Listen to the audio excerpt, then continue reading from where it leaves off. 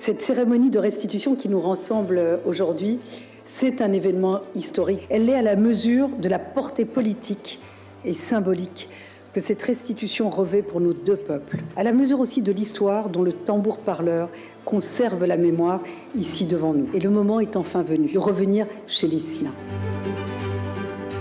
Je sais combien ce moment a été attendu, il était espéré par le peuple ivoirien, par la communauté Hatchan en particulier. Je sais aussi la somme de travail, d'engagement qu'il a rendu possible dans nos deux pays. Je crois que cette cérémonie vise aussi à saluer tout cela. Ces liens humains et fraternels qui se sont également noués à l'occasion de ce travail. C'est un long chemin qui a été parcouru depuis 2019, l'année où la République de Côte d'Ivoire a demandé la restitution de ce tambour-parleur. En 2021, le président de la République s'était engagé à restituer cet objet conservé au musée du Quai Branly Jacques Chirac.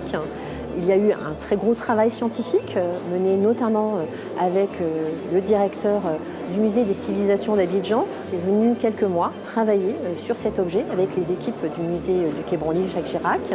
Et puis, il fallait un véhicule juridique, il fallait une loi pour faire sortir ce bien des collections nationales.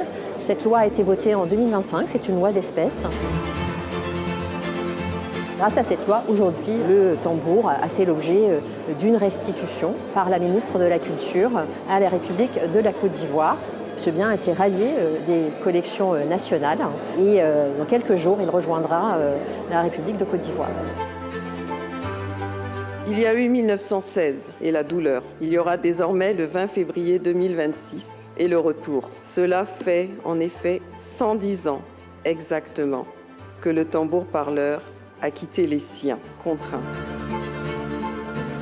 Le DJ Ayokwe n'est pas un simple objet, il est une voix, il est une mémoire. Et avant tout cela, il était un protecteur de la communauté Hatchan, pour laquelle il était un repère. Ce retour n'est pas une revanche sur l'histoire, il est une victoire du dialogue sur le silence. Lorsque le DJ Ayokwe retrouvera les rives de la lagune ébriée, ce sera une voix retrouvée, une dignité réaffirmée, une mémoire maîtrisée.